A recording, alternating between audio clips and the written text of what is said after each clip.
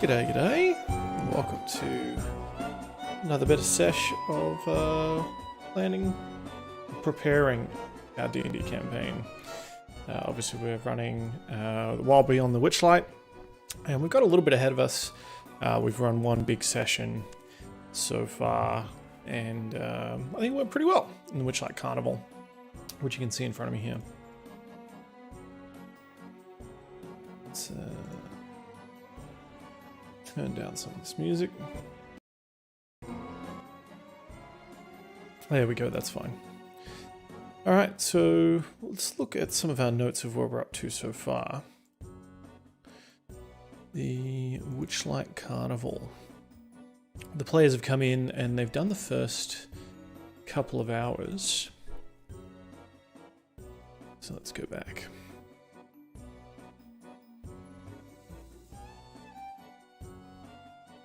So the players have just done the big top extravaganza, and we've hit a couple of the key points, mostly around the sort of south side of the carnival. And we've set up, thanks to all these incredible maps, we've set up sort of one for each here of these areas. I want to add a little bit more to each of these areas, as Pauly and Sorn will both be joining the Witchlight Carnival as well. And then, of course, we want to get a little bit into the hither, thither, and yon beyond as well. We just have sort of the basic maps that come with the actual campaign, at least by default. And we have a bunch of extra maps that we have gotten from DM's Guild that we're going to load in and sort of populate as well. Now, that's not to say we use every single one of these maps. You see some of them here, like the ticket booth. They, yeah, they're rather empty. It's more just to sort of set the stage, add a little bit of feeling to it. Similarly with the big top, you know, it's never going to feel, you know, fully alive and crazy like the actual big top should be. But we do what we can to make it feel a little bit special. Similarly, we can go out here to the bubble pop area. You know, we can throw in some goblins here that are hanging out, and I think we'll just go through and kind of add a little bit to each of these areas just in case.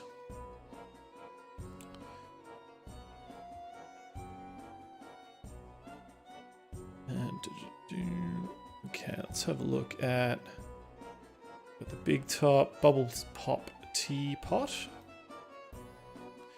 So this just has a bunch of goblins from memory.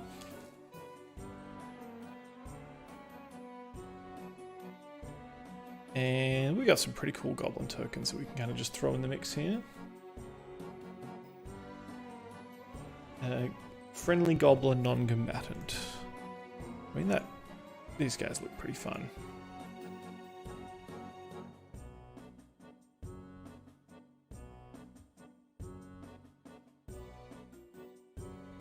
We got a couple of goblins hanging out.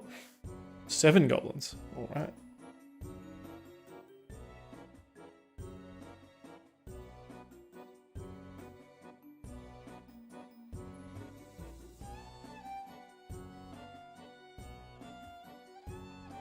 And that's pretty good. Let's go check out the Calliope. We've got the baboon here. This is Ernest.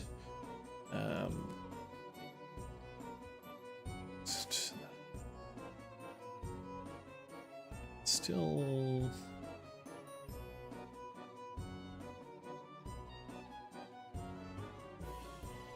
Go. So got Ernest here hanging out. I'm not sure what's happening with all this light, so we'll go and make sure that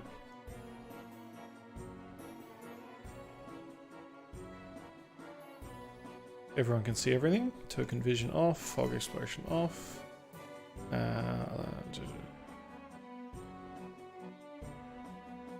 Entire scene should be visible. I think that's fine. Some of these maps do have line of sight. And obviously walls and things like that, but these ones that are out in the open I don't think really require it.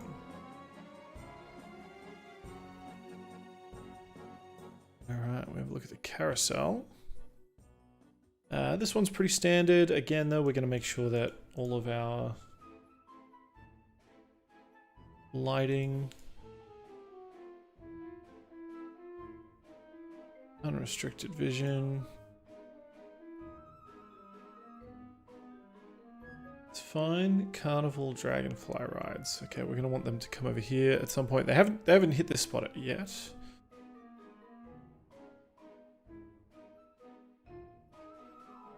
What we got here? The Dragonfly rides. We've got a treant sapling. Named Northwind. Now, do we have an actual... Nope, so we want a treant sapling. Very cute. He's going to be hanging out over here. He's accompanied by a weasel. And there are 8 giant dragonflies.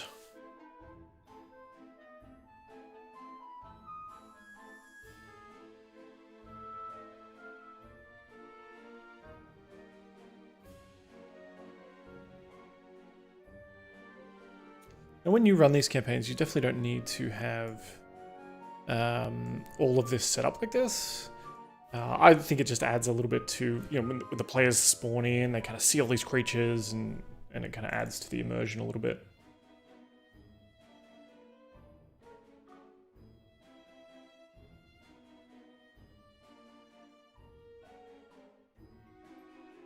Okay, and this is another one where...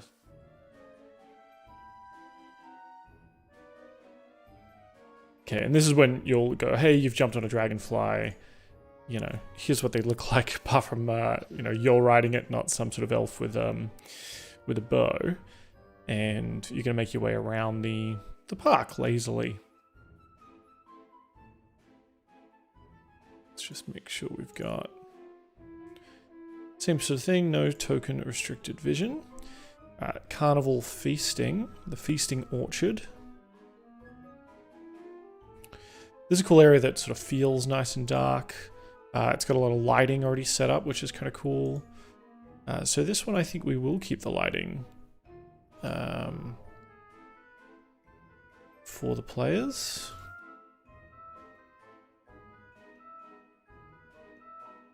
Who else do we have here, though? Bullywug Tumblestrum?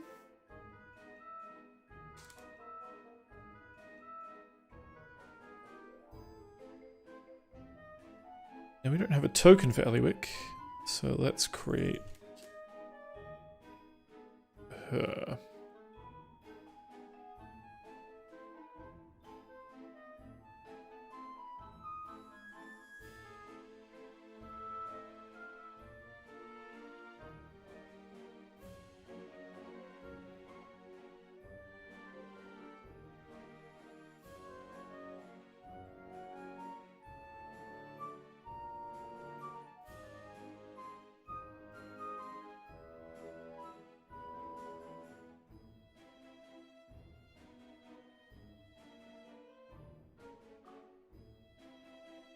And we're going to need...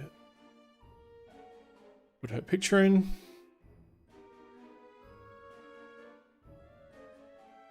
If this will let me.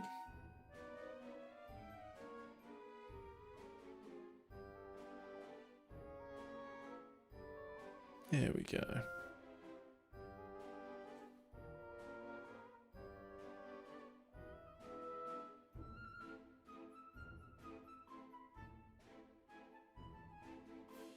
Seems to be taking a little bit of time to load. Probably it's not really loving me here.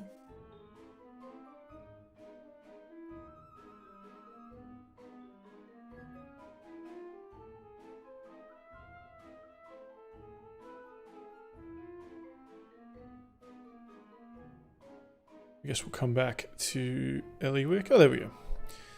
We can drop her in this area. We know she's meant to be here. And who else do we have in here? I assume just sort of a bunch of other patrons of the bustles with the activity of storytellers, musicians, and acrobats. Oh, that's why that's not working. Here we go.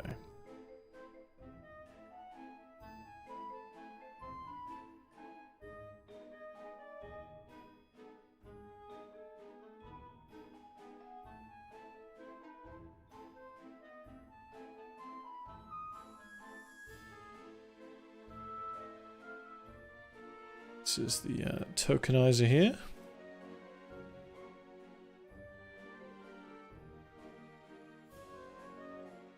So now that should update properly. It was obviously opening a window in the back there that I couldn't see.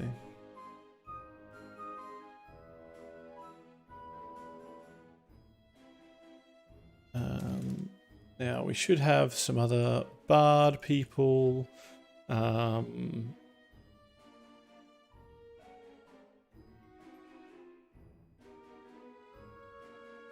was looking for some sort of like sun elf, but I will also take a Sunder Shaman, because that just seems cool that there's maybe like a giant hanging out here. We got some pirate bosuns. Pirates in general, I love just populating some of my maps with. They've always got sort of interesting looks. Usually got funky hats.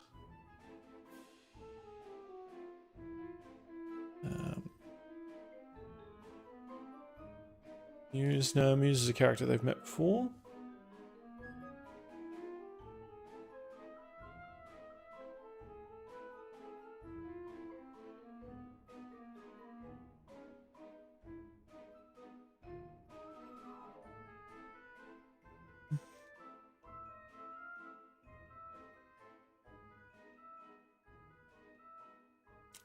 Some humanoids. We could throw in an Arrow Cochrane.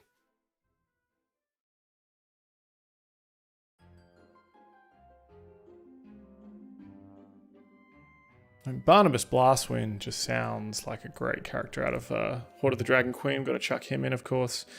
Ooh, do we have any Gripply? We've been running with some Gripply in one of my other campaigns. They're always super cute. A giant toad.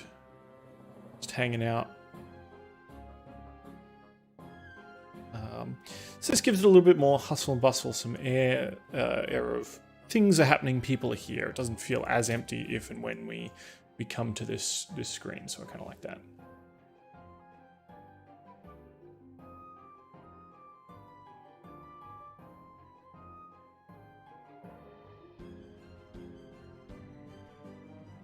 Cool, so Carnival Feast we've done. Let's go check out the Carnival Gondolas. What do we need here? Giant swans and giant eagles.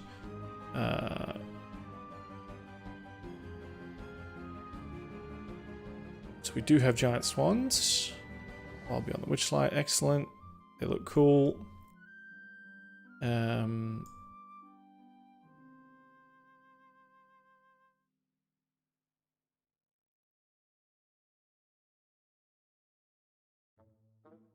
Characters approach the swan at the end of the jetty. She bows her head, introduces herself as Featherine, explains that she can take the characters along the river that encircles the carnival. Erudite and haughty. She asks the characters several metaphysical questions as they travel, such as these: what is joy? How do I know you exist? In worlds so full of magic, is time an illusion? Okay, she knocks them into the water. If they don't play nice.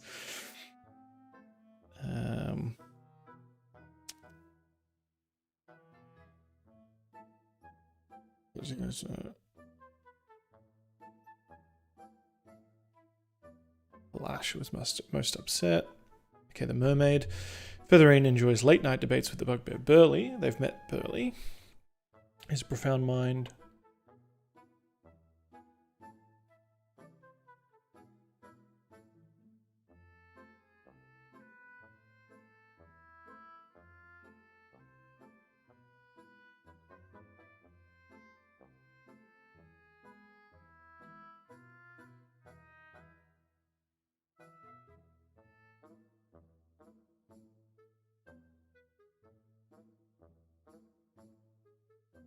Calls coming through.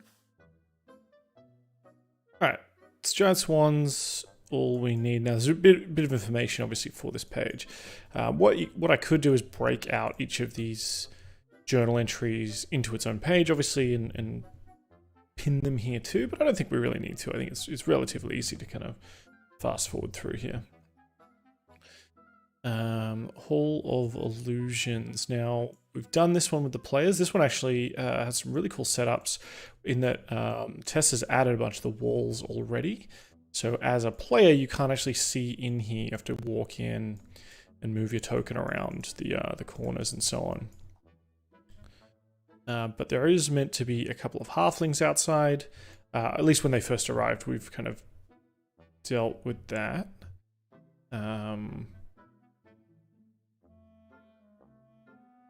We've had that kind of story beat and Candlefoot. I'm not sure if Candlefoot is... No.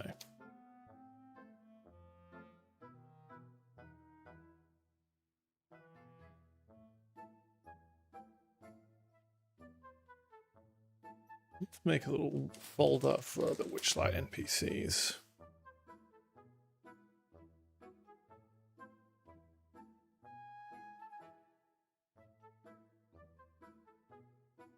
And we'll make Candlefoot. Oop, I made him a player character. That's not what I meant to do.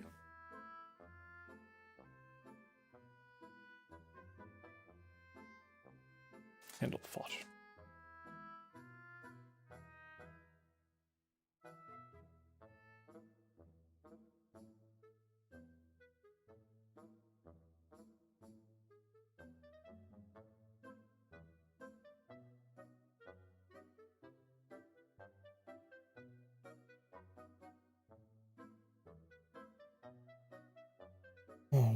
Candlefoot. We don't really need stats for him, but it would be nice to have, you know, a picture of him.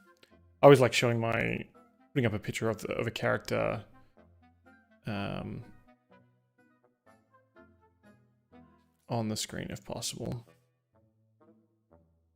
because you can go ahead and describe them and as well, and you should definitely not use it too much as a crutch. Just go, here's what they look like. But if you can get into some flavorful language around the creature or around the NPC, I think that's always pretty fun. Candlefoot hangs out here. All right. Carnival lost property. Now there is meant to be a displacer beast. I wonder if we've got a named one though, because it is pretty cool. Dir. No, we don't. So let's duplicate this displacer beast.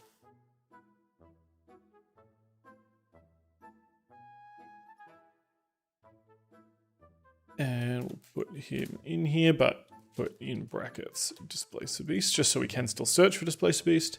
And we'll get the image of him. Yeah, I don't think it's actually mentioned. The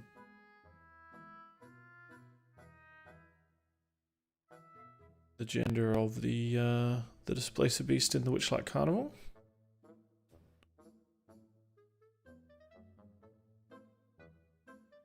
Here we go.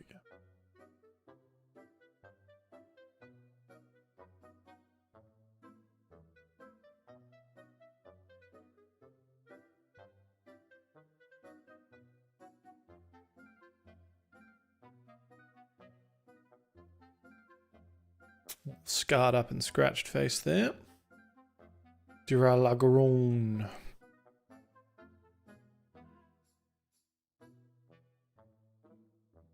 What a big old creature.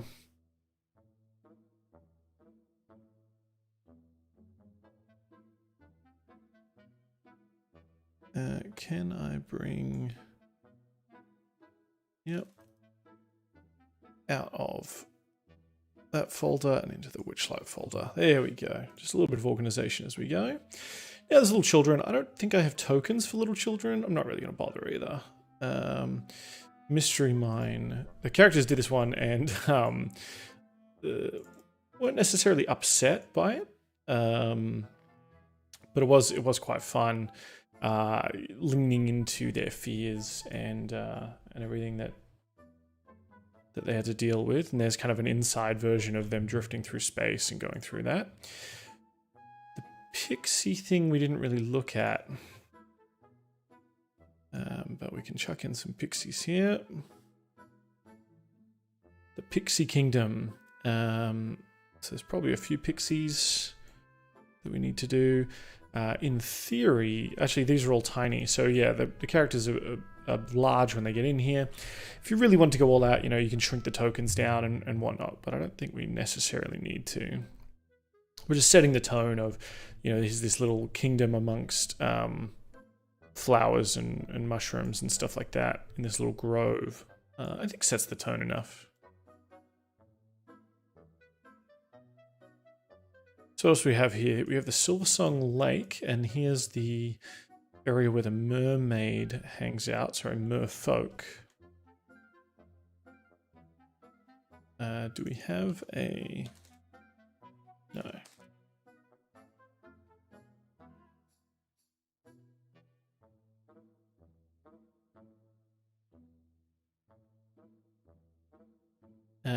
So Palasha is just a regular merfolk. Okay, no ordinary mermaid.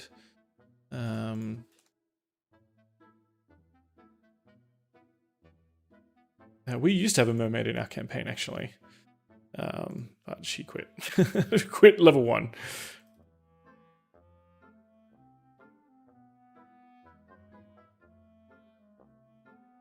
So we'll just create a duplicate of this merfolk here, as we did with the other one there. And we'll create... There we go.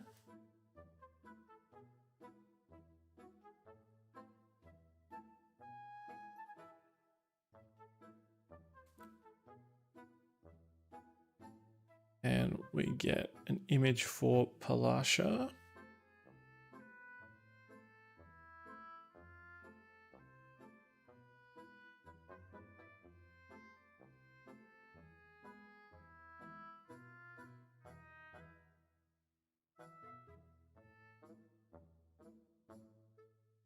Now, I had thought that I could make the mermaid in the Carnival the same one that they used to party with, and that kind of gives them another tie into it. I don't know how long she's meant to have been here.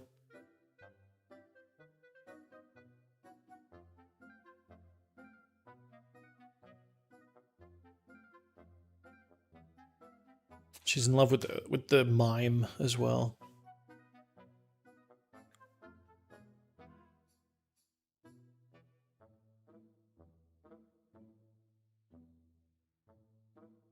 That's right, the King too is potentially here as well.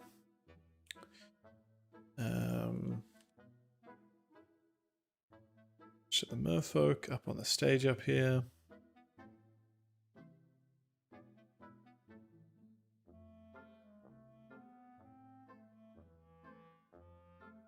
Stream.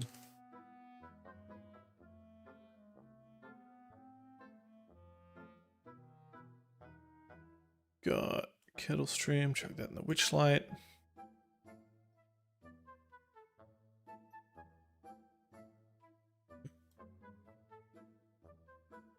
Pulled out the wrong merfolk there. Palasha.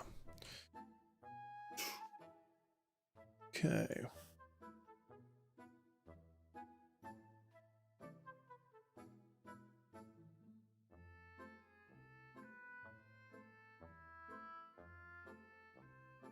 Got some of the small stalls, guessing the feathers of the...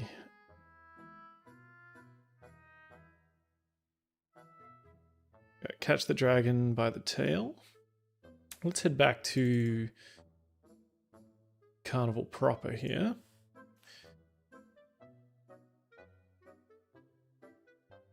We'll put a fairy dragon. No, they're probably not really going to be able to see that.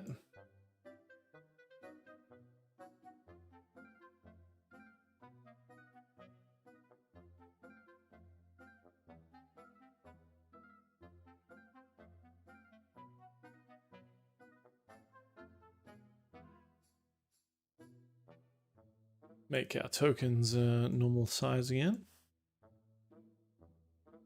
And we know where Karu and Yama are at the moment. They're in the big top, essentially just being invited backstage from the big top itself.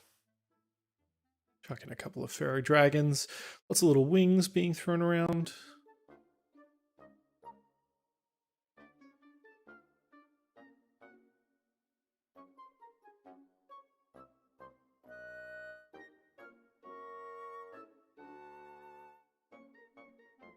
Dragonflies.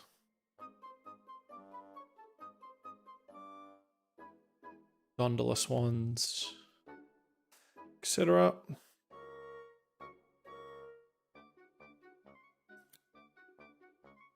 Now, what's this one?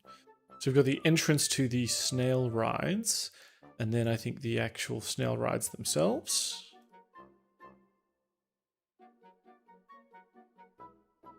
Here we go with a couple of giant snails I've prepared earlier.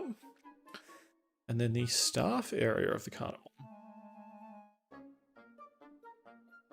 So here's where we can have a lot of the Mr. Light, Mr. Oh, and we want Burly.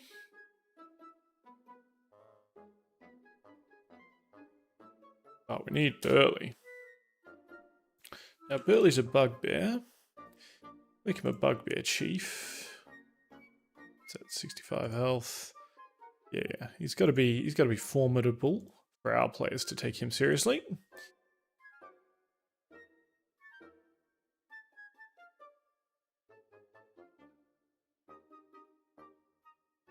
Burly bugbear. Also, because I'm pretty sure Yama was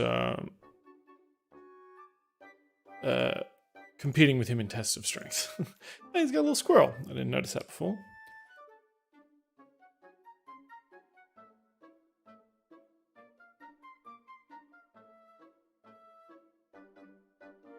They do love his little pumpkin hat, though. And that he kept having to kind of move it down on his head.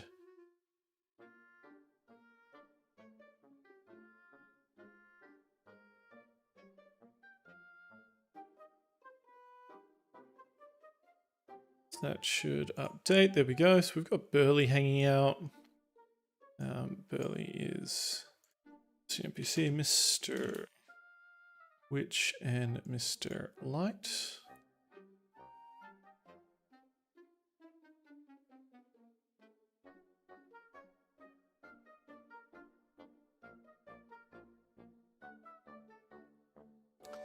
The other reason I like having these character stat blocks on the map itself, because when a player wants to go, hey, I want to make a stealth check against them or something, it's a lot easier to just pull them up directly from here, rather than figuring all this out. We got Thaco.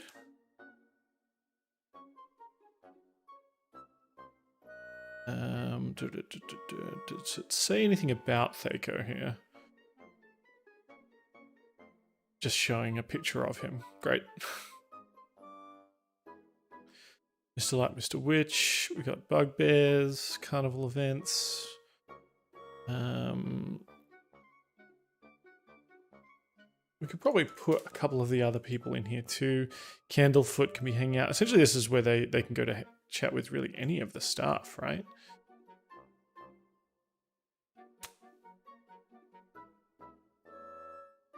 Okay. Kenku, timed events. All right. So they can effectively go through the looking glass, and the first place they're going to go is chapter 2.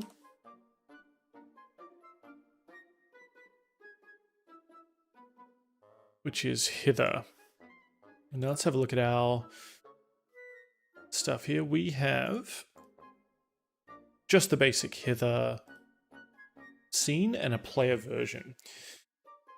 So this is fine, but it's not quite everything that we're going to want to have, right? We're going to want to add more maps into here, and we want the players to actually start out seeing the full map, I think, as much as they can. So let's make this the starting location, initial view position for the players, and we'll make it that all players can, well, not yet.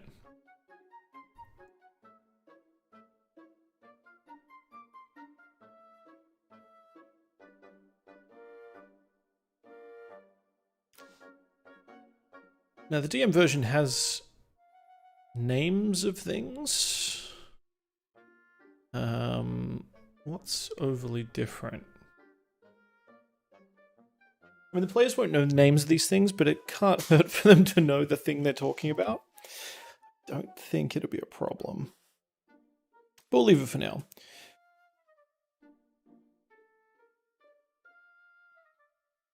So we've got hither.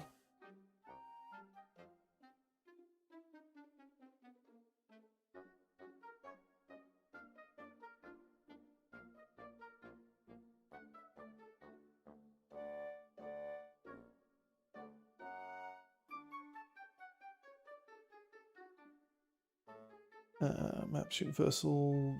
Alright, so I'm pulling up some maps here that we're going to need.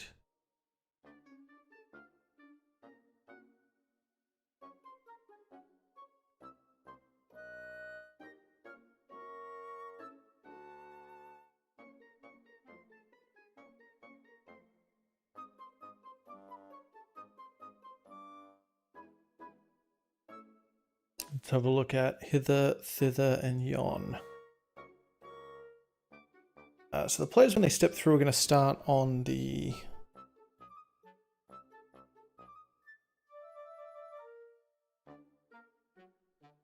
Where are we starting? They arrive on the Queen's Way. Let's go ahead and pop them in there.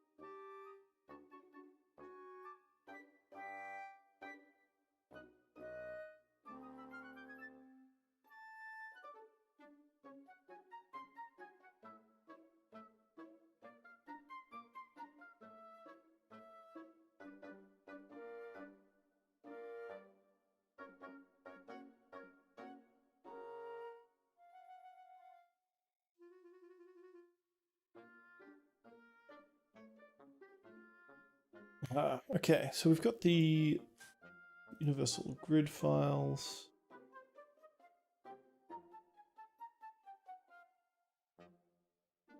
VTT.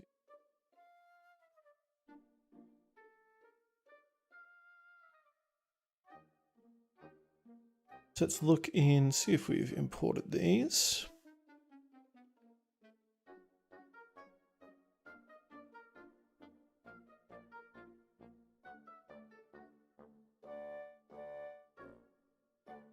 Or if we need to open them up in the settings.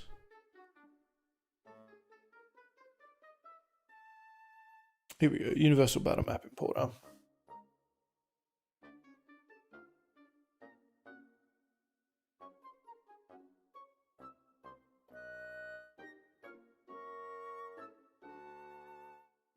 Hither, well, dry, yep.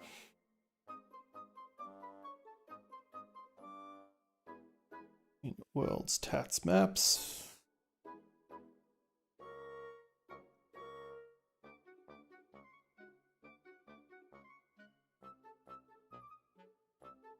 Is this everything we want? Sounds about right. Import. And here's our map. Very cool. So now we can have them fight at the well if it's when it's dry. And let's chuck that in the hither section.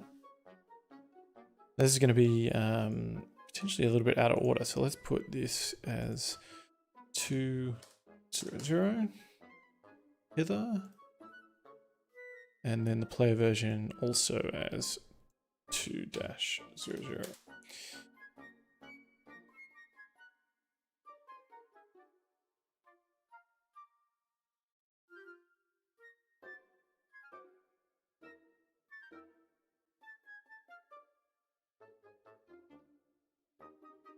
Now you don't necessarily need to add every single one of these maps. I think it just looks cool though, especially to have sort of different types of fight scenes. And I like to get this sort of prep done ahead of time.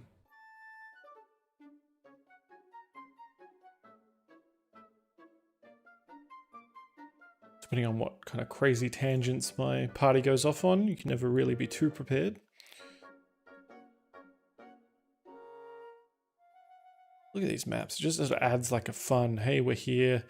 You can run into some problems where your players, even if you describe a scene and then you show them the map, some of their imagination shuts down, right? They'll go, oh, you know, I don't see anything. I don't see any enemies. It's like, well, you know, just because I haven't described them or just because they're not on the map doesn't mean it's not there.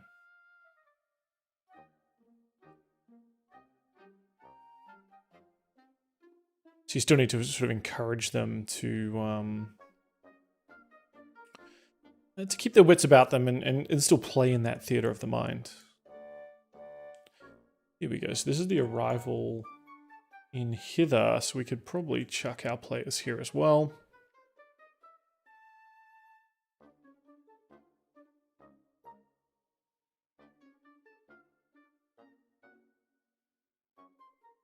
We like that. Cool. Now I'm using the Universal Battle Map Importer because these maps were created in a tool that you can set lighting and you can set walls and things like that. And so you don't have to go around building your own walls, which is quite good. Obviously, a lot of battle map creators just bundle them into modules that you can download for Foundry. But this one was on DM's Guild by Tessa. Look at that, it's a cool little raft in the thing there. The abandoned raft. And this is, I guess, if you want to have random encounters. And sort of let them do a bit of puzzling on how to get across.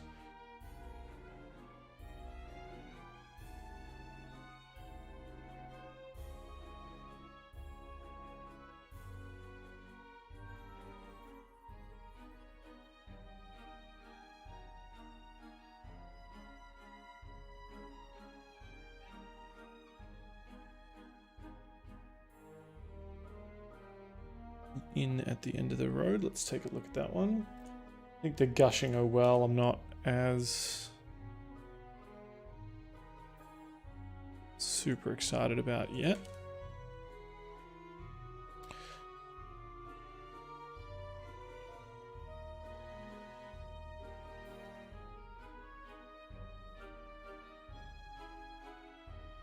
Oh, here we go. This is nice.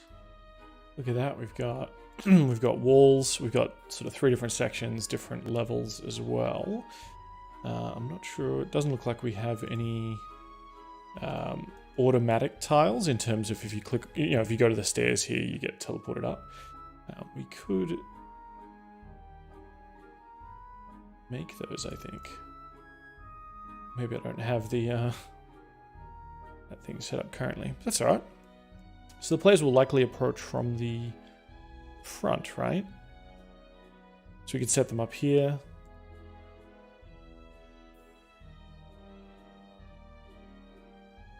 For example, here's Karu. You'd only be able to see that front door. You can open it up, take a look inside.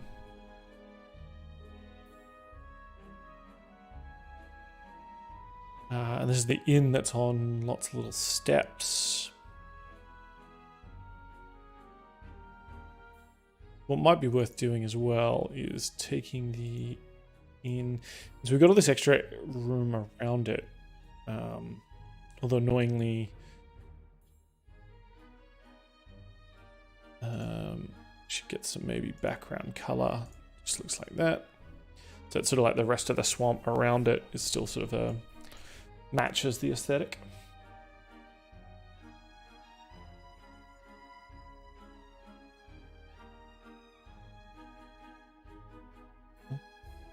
Okay, we've done 6.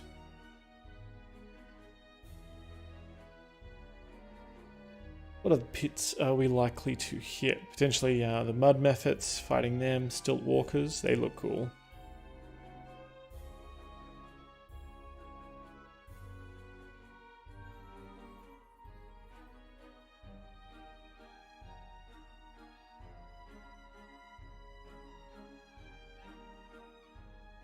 At the Slanty Tower. Characters might travel to the Slanty Tower because they head in the direction.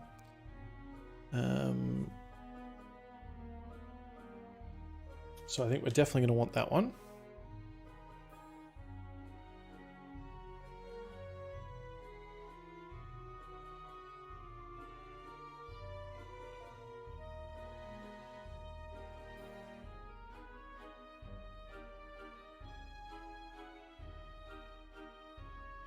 Oh, this is cool. So we got the tower itself, and then obviously the top of the tower where the balloon has landed.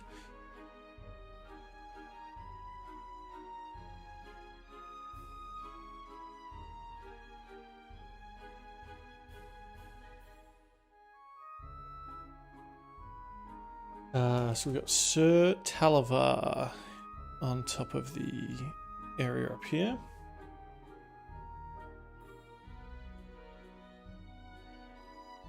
One of the Summer Queen's loyal servants asked that you free me. I was in the midst of daring escape when our balloon was set upon by an ill wind. My pilot, the Honourable Wigglewog, did not survive. I'm trapped up here for a while now. Oh, wow. Sir Talavar, hello.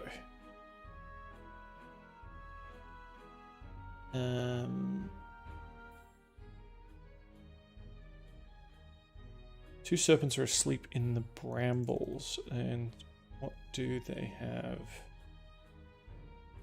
Just snakes?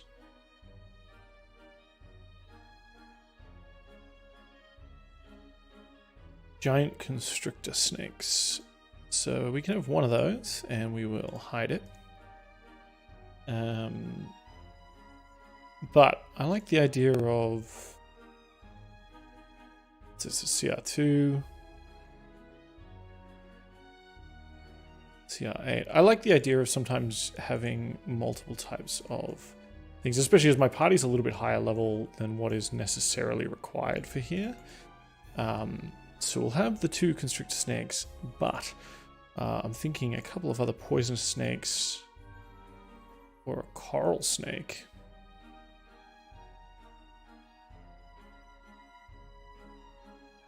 Coastal caves. Fire snake, perhaps? Doesn't make sense around all these brambles, surely. But I like the idea of flying snakes. So then there's something that can go up and sort of harass or even attack the Sir Talavars if things get too noisy. And of course, a swarm of poisonous snakes is always interesting to have to deal with as well. So a full snake-themed thing.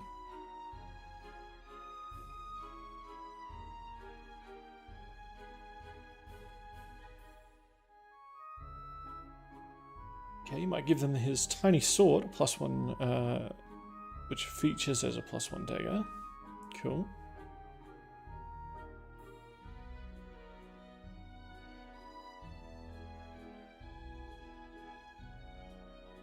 Alright, let's check out the next little bit here. Telemy Hill.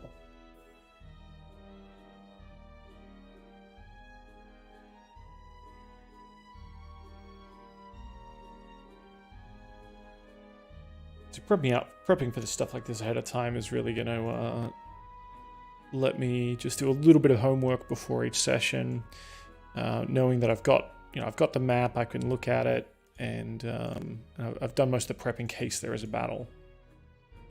Although, from what I've read of a lot of these, the players and the campaign itself kind of rewards the idea of players taking a weird way around a lot of a lot of solutions, not necessarily just diving into combat straight away, which is something I really like. Okay. Characters might come here after their meeting, hoping to obtain a key that will free the fairy dragon from its magic birdcage. There's an ancient Fey entity, a sentient hill that travels throughout the Feywild and even to the material plane at times. The Wandering Hill interacts with others by the way of the ancient willow trees that grow on its slopes. A key-collecting goblin named Jingle Jangle. Has been called a den since the attack. Okay. Skirted in mist. When the players pass through, you are greeted by the scent of... A narrow game trail leads to Jingle Jangle's den.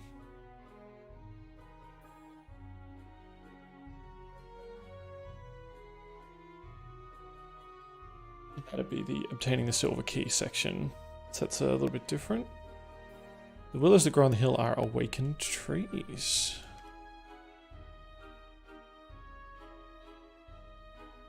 So again, just in case my players decide to go insane and attack the shrubberies here, we're going to have hidden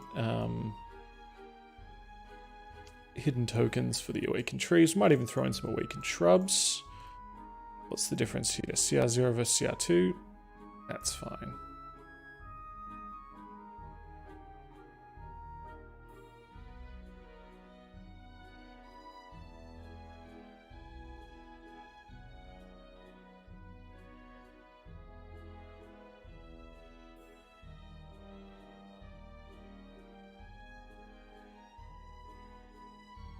One of the keys in Jingle Jangle's collection is a silver key that unlocks the bird cage. Offers it freely, saying better you should have it than lose those long-eared brigands.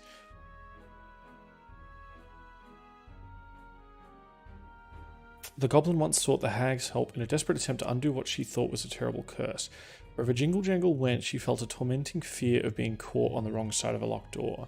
When she appealed to Lorna for aid, the hag removed the goblin's ability to perceive that fear and replaced it with an insatiable and overwhelming need to collect keys. So great is the obsession that Jingle Jangle has lost her own sense of self and now is referred to herself only in third person. Or Jingle Jangle. Very cute picture though.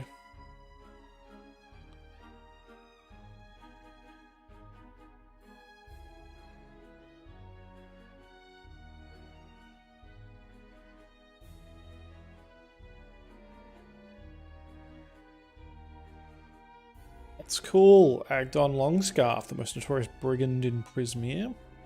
So the brigand's tollway is likely going to be a battle unless the players can come up with something clever. But my players aren't very clever sometimes.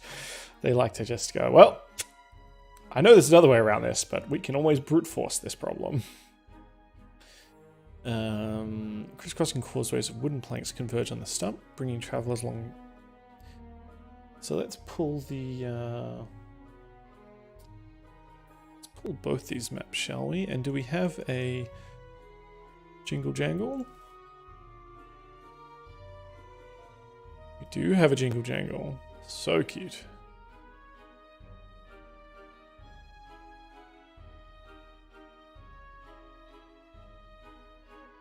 So we need to do obtaining the silver key.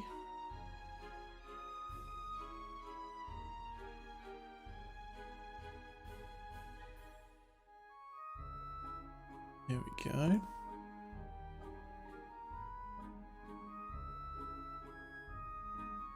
Oops, did I click on the wrong one? Aha! Very cool. So the players will come in up here. So we're going to want them to set this as the initial look. And then we've got Jingle Jangle in their little pad. Assuming the players even get here. Cool.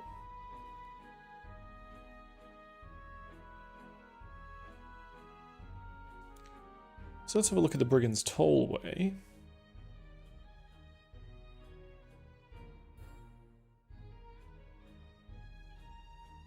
And we'll want to drag that into our little hither folder. Get this one here as well. Against tollway. Ooh, this looks fun. So a couple of bridges here.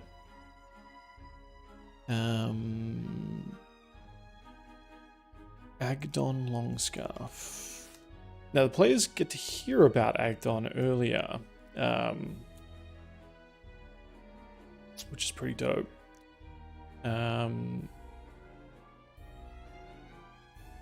Snuck in among the characters for a laugh. He casts off his cloak.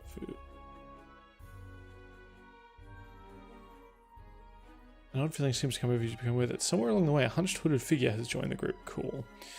So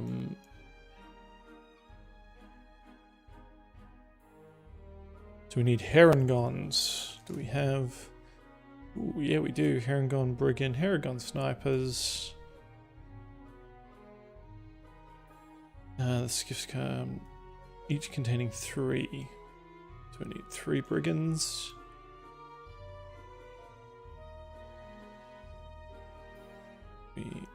Snipers.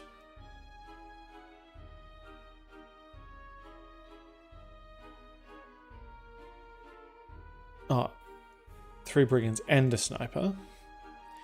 Skiffs come from the direction of the giant tree stump.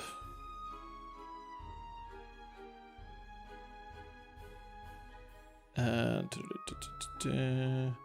emerge from the fog and become visible when they're 20 feet away. Each skiff has 2 rowers, a lookout, the sniper, and a bagpiper. The brigands spring onto nearby causeways, advance to melee range to try and knock out characters and rob them without killing anyone, while the snipers stay in the skiffs.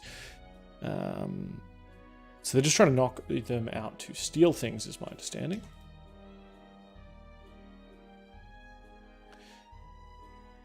I think we have skiffs that we can grab from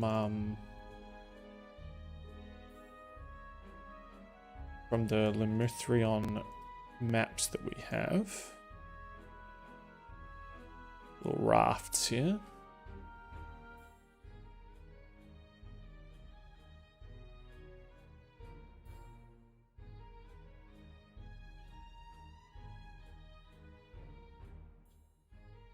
Do we have any others? Man of War.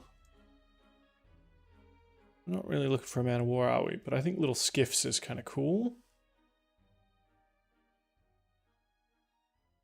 Especially ones that only a couple of creatures can really sit on. I like the idea of this.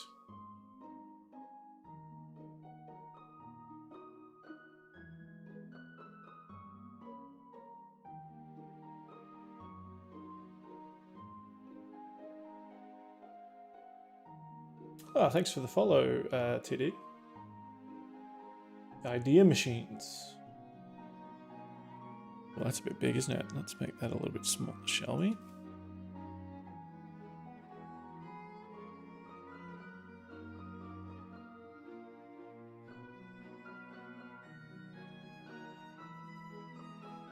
So we've got a couple of brigands, sniper.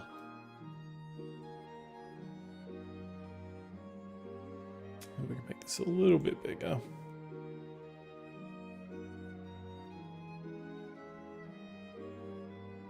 So it's kind of big enough to be a 3x3.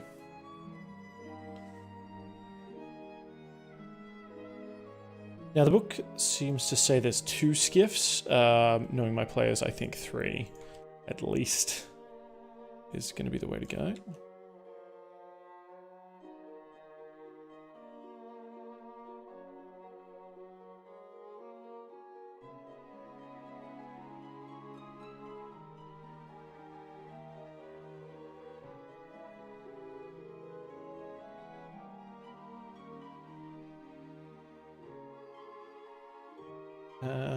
I guess it's a little bit unclear whether they're heading north to south as well.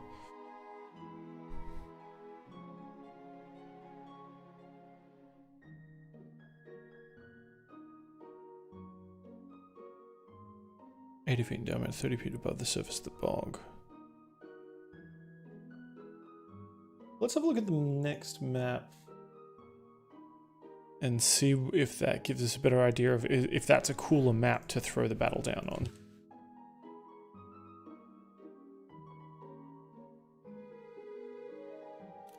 Big stump.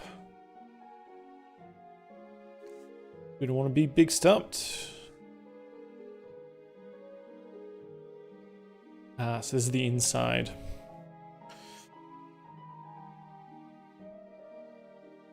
So this is probably if they get knocked out, or if they want to go in here afterwards.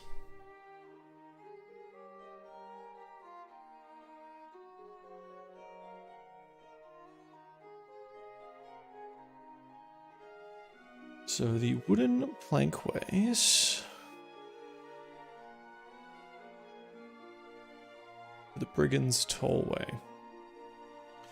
5 feet wide and poor-shaped. Characters who walk across the planks are assumed to be taking care to avoid unsafe areas. If a character runs across the planks, roll a d8 at the end of the character's turn. On a 7 or 8, part of the causeway falls away beneath the character into the bog.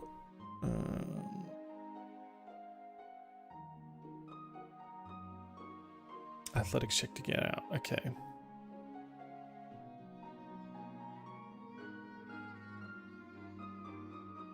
So I guess all these things are converging on the stump, so we can make the assumption that the stump is up this way, so they're going to be coming from south to north, and that's why this sort of area, so the players will start on the left-hand side. Look at that, a little bit of deductive reasoning.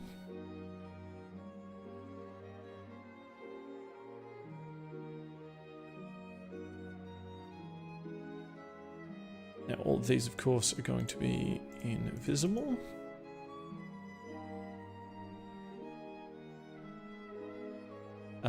As there's meant to be an incredible amount of fog, I guess the question is, can we...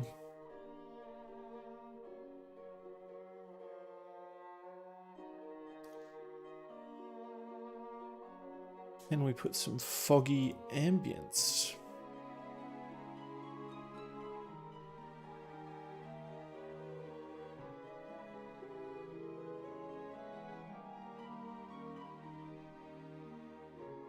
Vision limitation threshold. Automatically disable darkness as it exceeds the threshold value. I don't think that's quite what we're after. But a sort of darker level makes a little bit of sense, but it does make it very hard for players to see, doesn't it?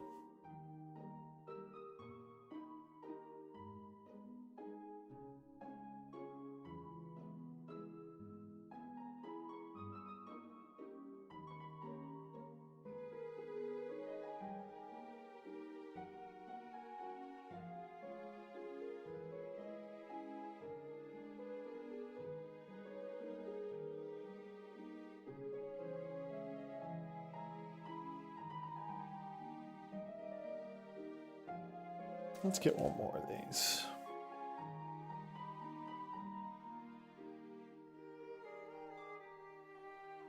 And then, therefore, we shall get another little group here.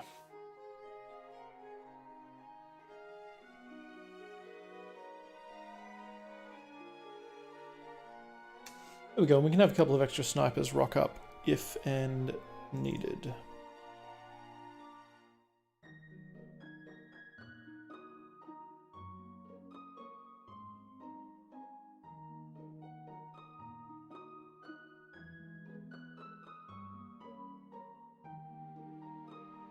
Okay, so they can deal with Agdon Longscarf.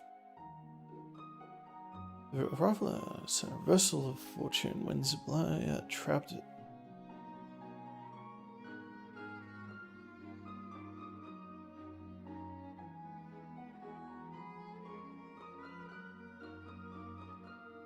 Agdon's scarf is a bright blue length of cloth that he claims was woven from lightning bolts he stole right from under a dark cloud. The scarf can't be removed even if he dies. His branding iron functions for him alone. It ceases to be hot when it leaves his hand. The brand it makes shaped like 3 bounding rabbits, connected nose to tail. Cool. Aided by the magic of his scarf, he darts among the characters, stealing things.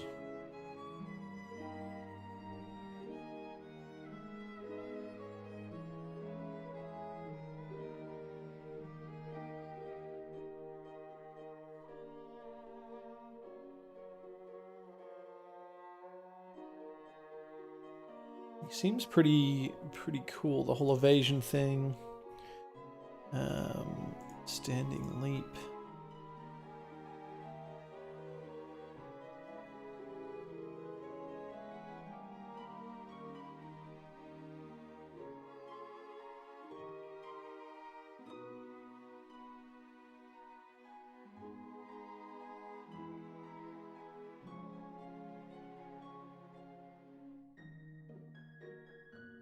The branding iron thing is going to be interesting. If you can hit one with that, he becomes invisible.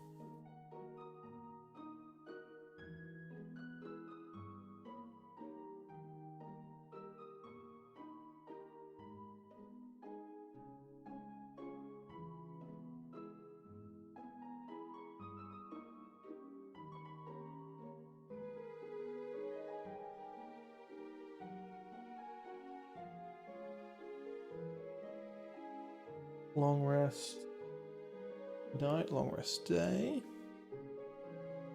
Those are some bonus maps I don't think we really have in here, do we?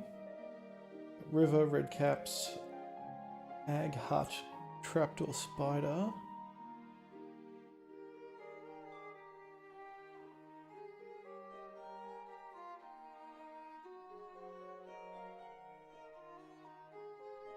This is downfall.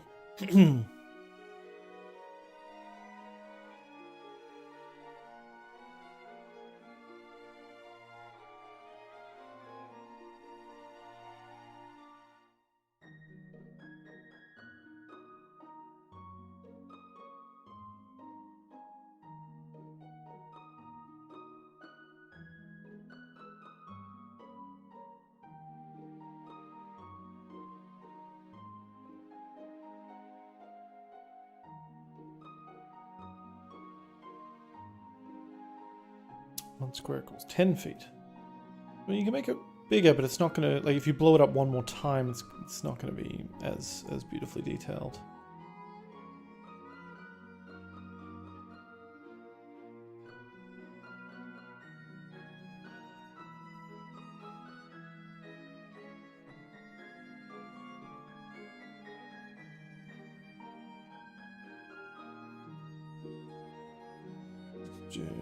Ooh, that's kind of cool. Clapper Claw. So we're looking at this stuff here. Downfall is in hither.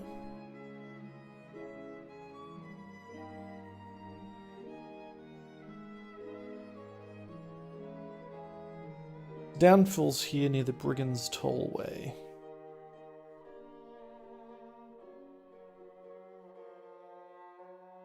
In theory, they'll kind of be going there at the same time. We've got Slanty Hill, Telemy Hill. Telemy Hill's got the sort of key-shaped place of our good friend, the little jingle jangle.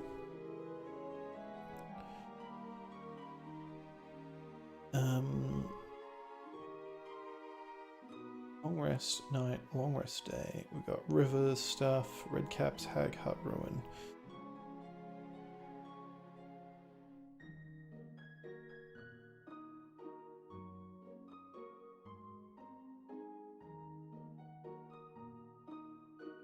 These are some bonus maps, it looks like. Let's see if we can load them in and get a look at them. So we got 15, long rest night.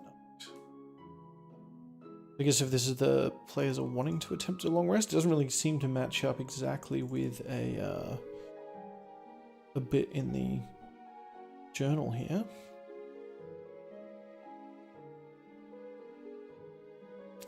Yeah, so if they're having a camp at night, it looks like we got light sources and so on.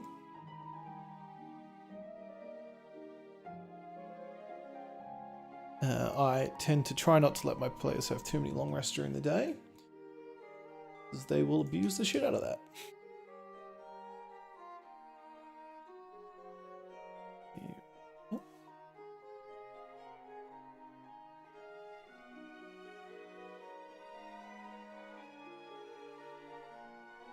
So potentially just some sort of river battle.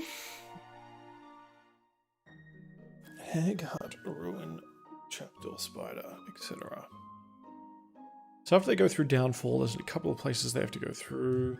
We got King Gullop, murky lanes, holding cells.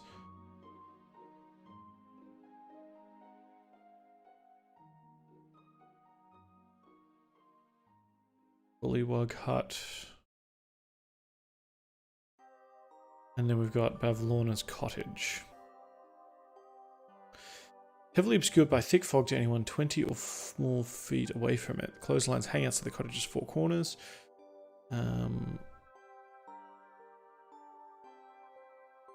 All the doors in the cottage.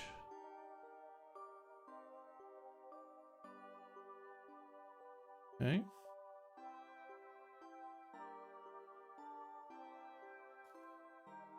So this is all the hag hut stuff. And then they go from hither to thither.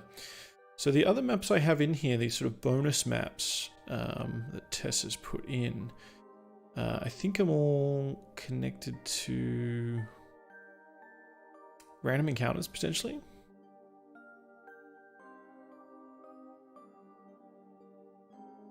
Like the waterlogged battlefield, stream of vision, stilt walkers, etc. So I'm not sure if I'm going to throw those in right away. Downfall, though, is an interesting one.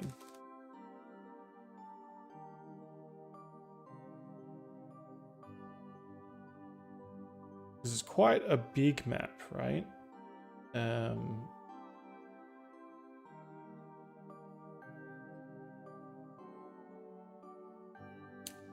these are... Okay, so...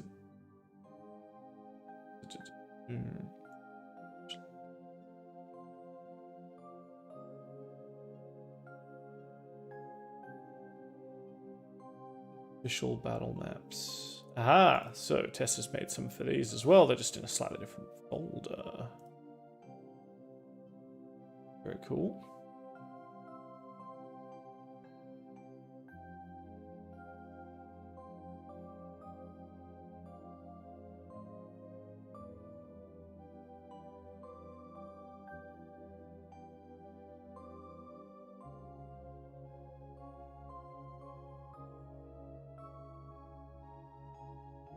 Downfall. Just need to find this.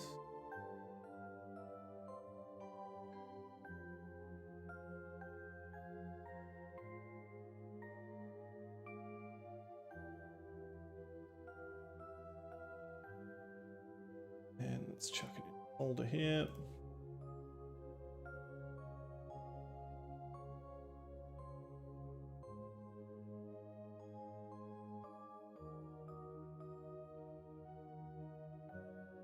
Here I thought Tessa hadn't provided, but of course they have.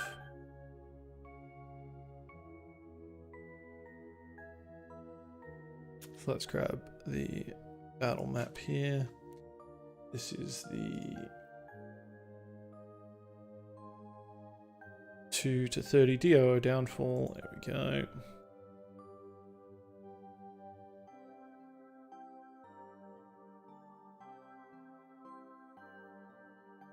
Now this one might be a bit of a big one.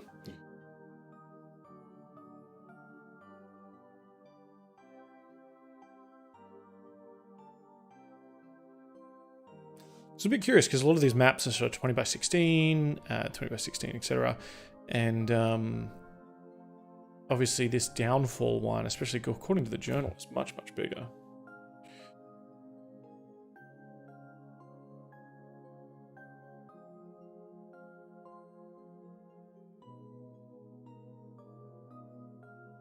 Is it still uploading? Perhaps it's that big.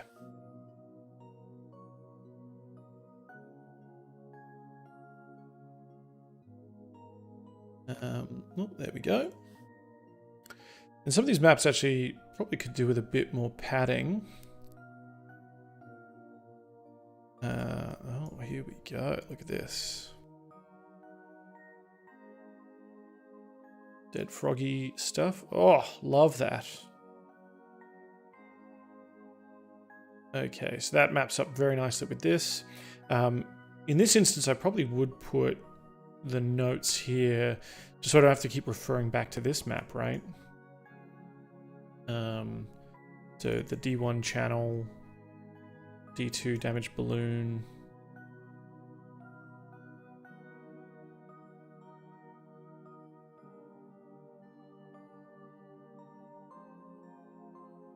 Not showing to players, it's not coming up. Because I'm not going to remember exactly where all this stuff is, right? I think being able to go, okay, D1, we're going to start over here.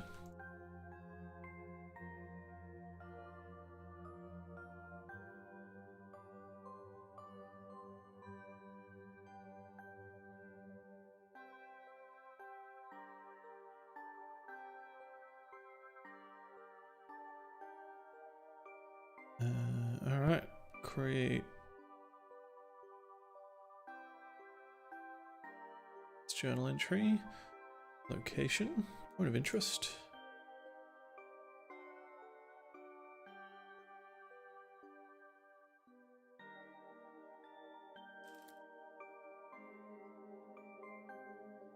So this is, what have we got it numbered as? 230 down. So this would be D01 channel.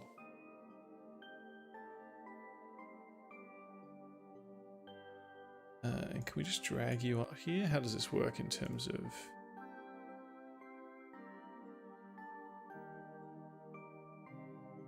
We can, so you're there. Icon size, let's do 80. So it's nice and big from a zoomed out perspective. And we also look at... recently viewed is channel.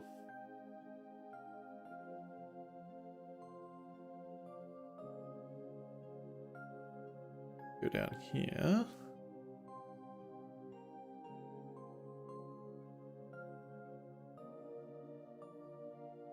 And I just drop this in. Yes, I can.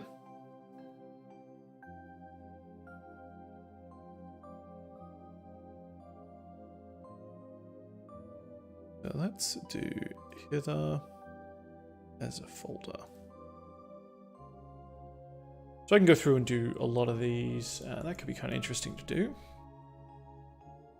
But for now, we'll keep having a look at some of the other stuff that's in this downfall area.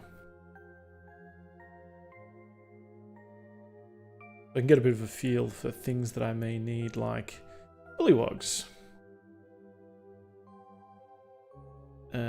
Thick fog hangs heavy in the air, obscuring the area around you, so the world appears to have shrunk. Before you, the waterway widens and the current slows, giving an impression that you've entered a lake. Creaking voices penetrate the fog.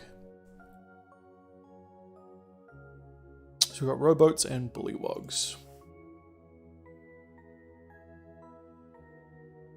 We've got a couple of different types of bullywugs here. I think the game assumes you're just going to use the normal, boring bullywugs. Look at that. But we can have croakers, royals, and knights, but they may come later. So let's have 2 bullywugs and excuse you.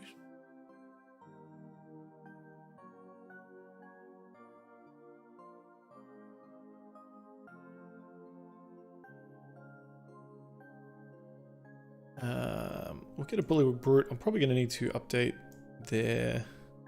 I need a token.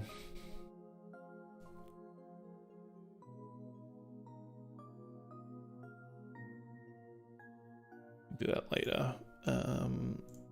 For now...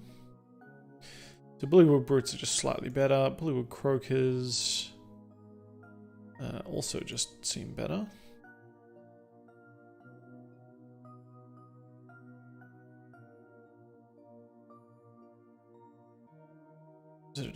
If the characters attack, they croak loudly enough to alert 2 guards atop the watchtower, which is D19.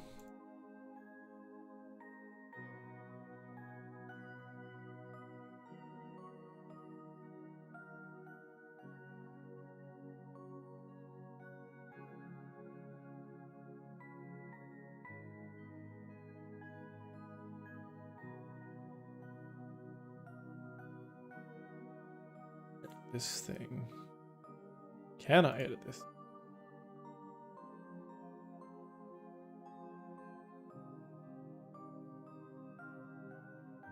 No, seemingly not. That can't be right. Here we go. Text label.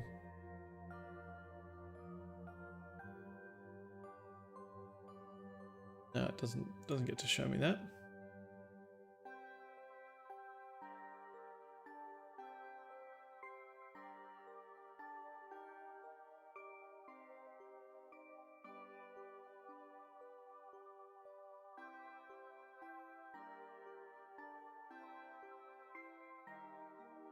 Now everything's on the same map, so what I'll probably have to do is when my players arrive here, it says because there's fog in every direction, we'll probably have to reduce the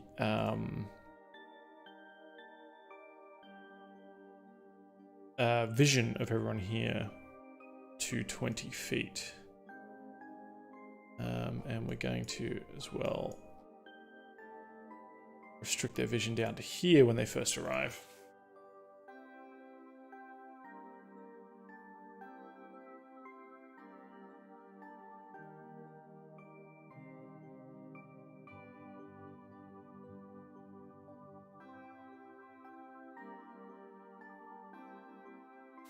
Alright, just pulling up the other thing on my other screen here. So area D19 is this watchtower over here. So this is going to have a bunch more bullywugs.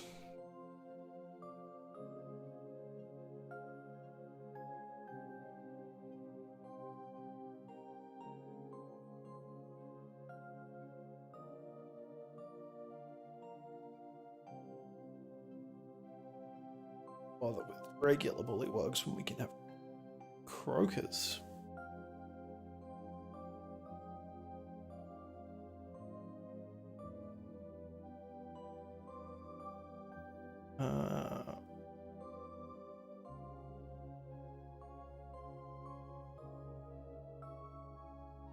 Two guards atop the watchtower, sure. If the character attack the bullywugs, swamp gas balloons as 2 separate parts. Very, very good. Okay. D2 is a damaged balloon. That's this thing here.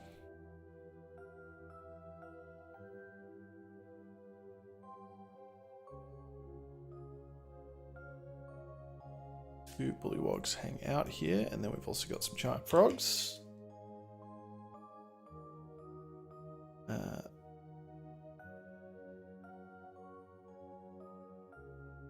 I mean, we maybe have a toad. Is that better than a frog? Yeah. Let's throw in a giant toad.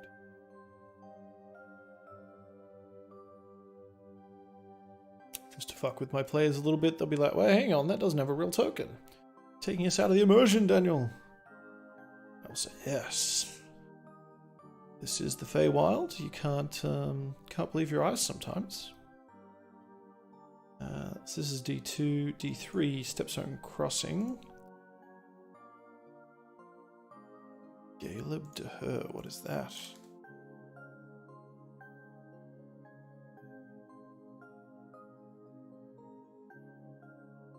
It's a rock person, cool.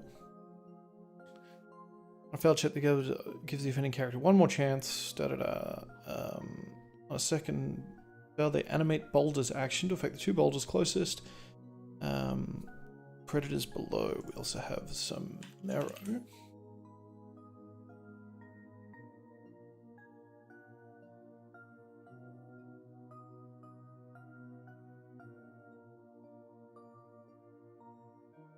Lurk in the water east of the crossing. They dislike the taste of bullywugs and all them, but they attack non-bullywugs that enter the water.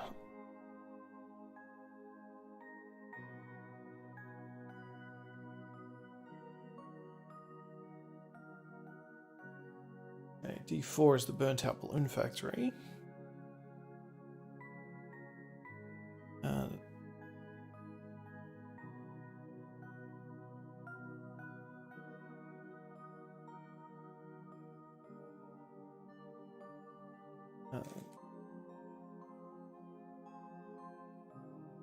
Put a bullywug knight in here. Named a Duke Ikrind.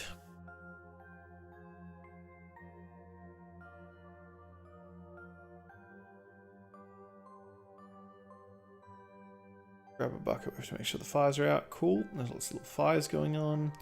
Chattering heads. Ooh, a bit morbid.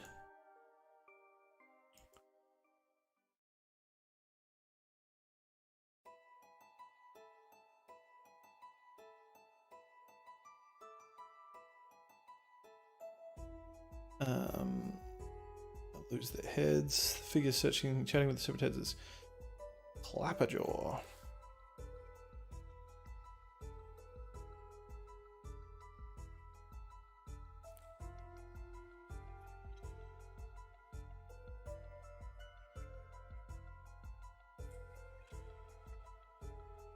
Chatting with verbally accost anyone who steps onto the bridge, each one speaking of its own glorious rule and how the Soggy court has become a mockery.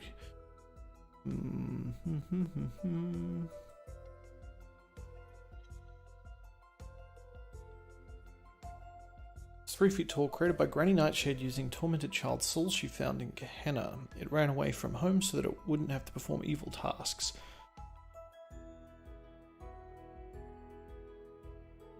Scarecrow describes the most glorious stag skull. It desperately wants its head back, and it's a bit self-conscious about its replacement head, a hollow gourd, that now sits askew on its shoulders. 8 copper coins are sealed inside the gourd, causing the head to rattle. There's the way to thither, and from hither...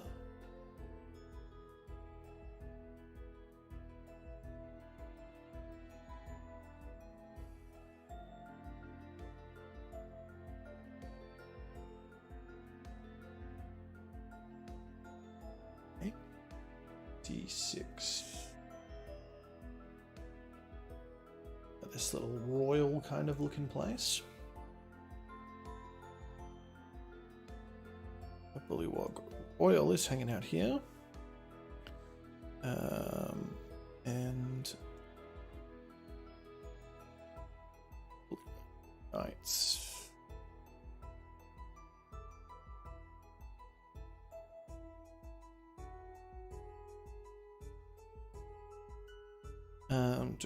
And we've got a crocodile.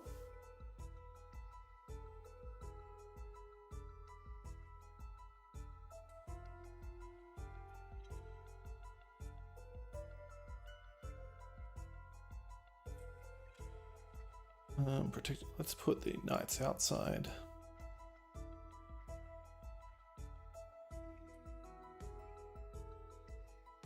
Then a bunch of bullywugs inside, but that's fine. Might see if I can get a better bullywug royal thingo.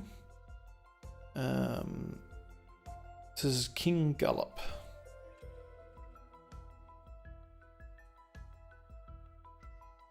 Oh yeah, so we could use this image perhaps. For King Gallop. Then we go across this murky lane. And is this where Bavlorna's cottage is?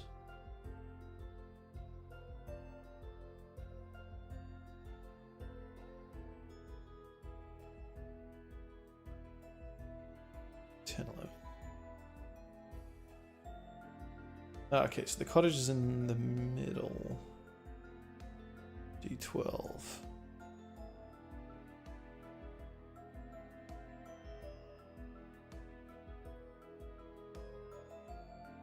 D8 is a holding cell, so that's this bit here.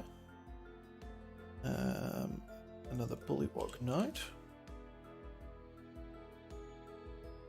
Now in prison.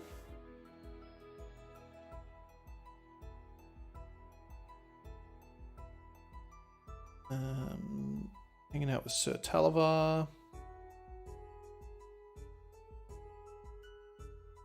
Proving grounds here.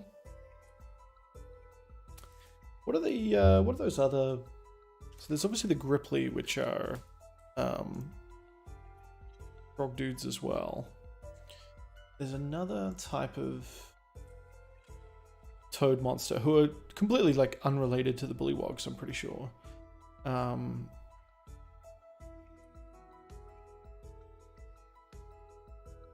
can't remember them.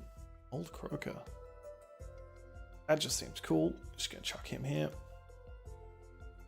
There's sort of evil frog creatures. Slard. Thinking of the Slard.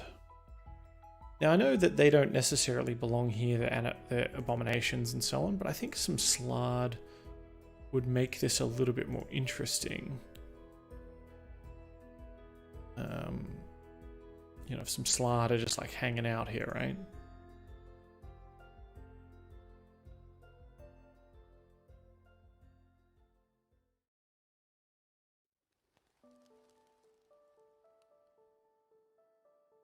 So if shit does pop off, like Slard get involved, and they're a lot more crazy to have to try and deal with.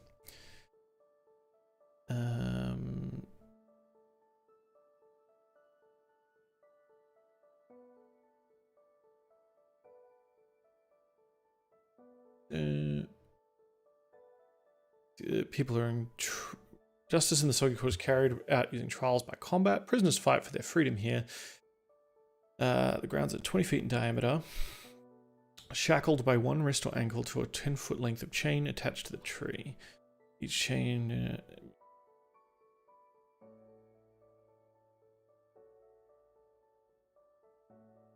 Also, a trial by combat is a procedure by which wrongs can be redressed in the Soggy Court. It can also be invoked as a vote of no confidence in the current monarch. A trial always has two combatants, the accused and the accuser, or surrogates. Once they are shackled, the combatants fight until one is dead, and justice is thereby served. 1 hour after the characters are imprisoned in Area D9, 4 armed Bullywugs come to get them and Mogort.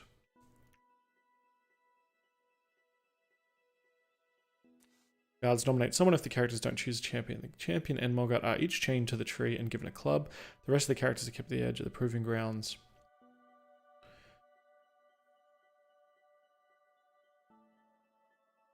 Oh, okay, so this is...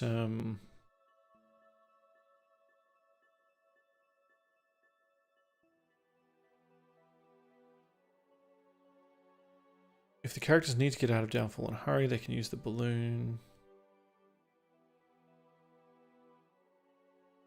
It is likely she'll be battling the characters in trial by combat. I guess this is only if they're locked up here, right?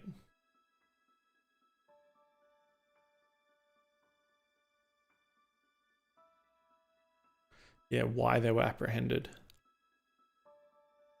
My players aren't going to be apprehended. They aren't going to let anyone take them prisoner. I think a lot of D&D parties definitely won't let themselves be taken prisoner.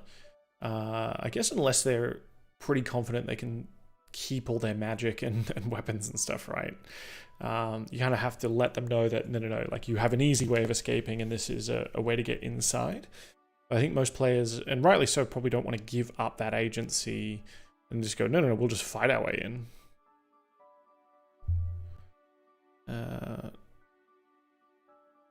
D10.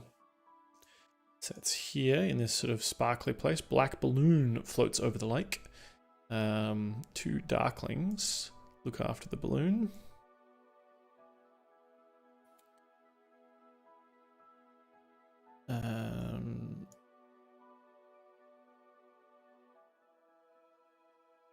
Trinket and Bauble greet their customers plenty of sass. Since their business is a front, they don't care whether they sell anything or not.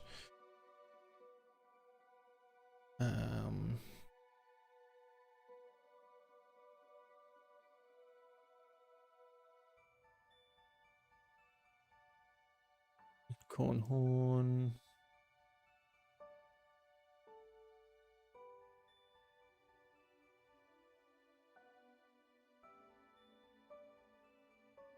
Okay, rain cloud balloon. It's very cool.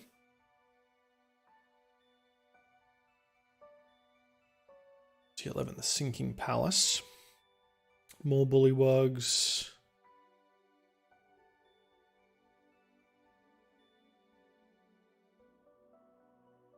It's just bullywugs all over this town.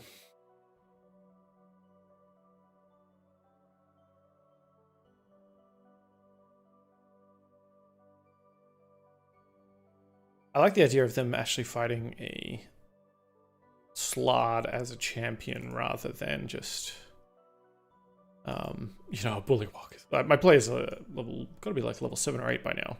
They're definitely over leveled for this campaign, so everything I'm doing is going to have to be scaled up based on the original.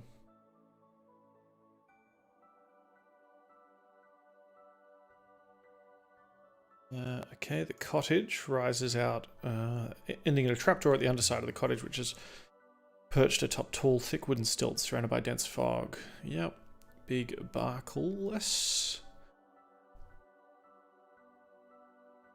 So that's here the tree.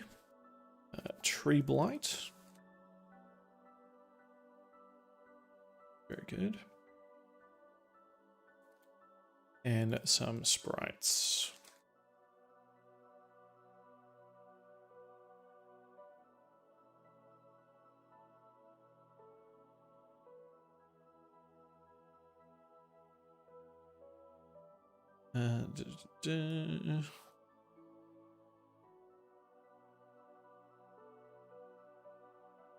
I think an unroot.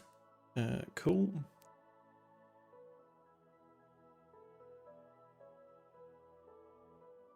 There's a clothesline.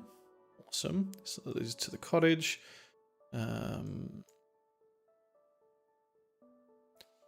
Toadstool perch. Ooh, hello. Love some good toadstools.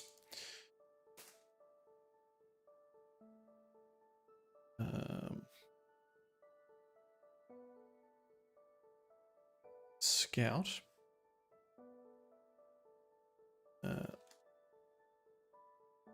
we don't have a stat block for Octavian Meliamni.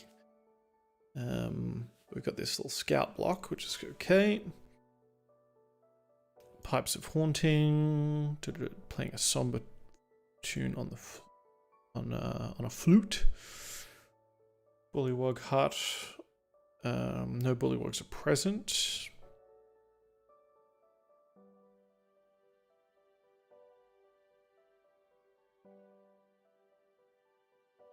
And bullywug huts over here as well. This is where we have more bullywug knights.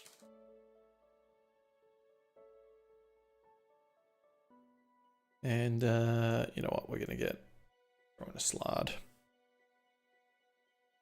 I'm sure, like, lore-wise, bullywugs and Slards hate each other. They're not friends. They don't work together. But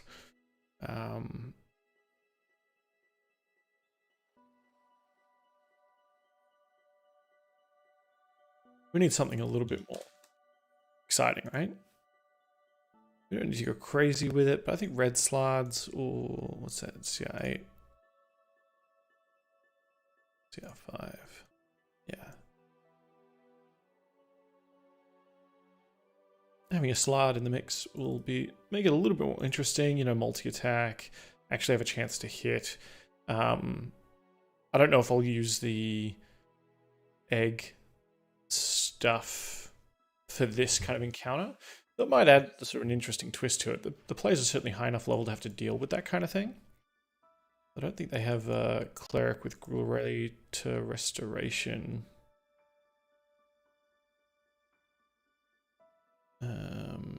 Or any kind of disease curing.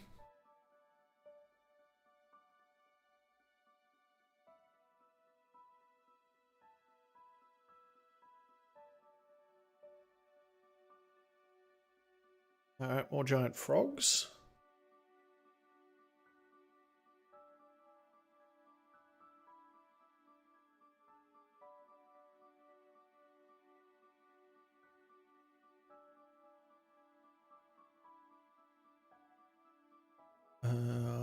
possibly unicorn horn. And then we've got Pavlova's cottage. And we'll probably work on that next. But I think for now, we've made some pretty good progress for hither. I really don't think the players are going to get that far ahead, skipping in sort of 1 or 2 weeks. So I think we'll leave that where it's at for now. If you remember, right now the players are still in the Witchlight Carnival itself. We've only got sort of 4 hours in. They've done Under the Big Top, and they've kind of wooed the crowd. And the start of next session, which I'm hoping is Monday, the other half of the party, we've got Sorn and Pauly the Parrot. They're going to come in looking for their friends. We're going to do the other sort of 4 hours of the carnival, and then crown the Witchlight Monarch. And I'm hoping sort of that the end of that session will be the crowning of the Witchlight Monarch, and that'll line up pretty nicely. So yeah, pretty happy with that. Really, really happy with the maps and stuff from Tessa. You can check that out with !maps if you're watching live, or there'll be a link in the description of the video, so you can find these maps here where you see so the inside of the big top is fleshed out. I've thrown in obviously tokens, things like that, but we've got a bunch of lights. We can also make them breathing lights, I guess. And so the players, feel like they're in a fun tent top. There's sort of a rope that they can go, oh yeah, there's a trapeze I want to walk across, or a balancing beam, etc. And then there's sort of the staff quarters. You can bring them in afterwards. Of here's how they get ready, and adds that level of, okay, now we're going to the staff area behind there. But yeah, I'm really happy with all that. Before it gets too old, I'm going to probably let you go.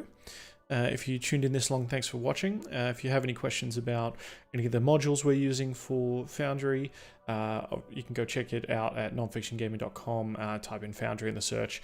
There's a couple of articles there about the must-have Foundry mods to use. But of course, I'll also link to that in the comments if you're interested. Apart from that, I think that's it from me. Goodbye for now.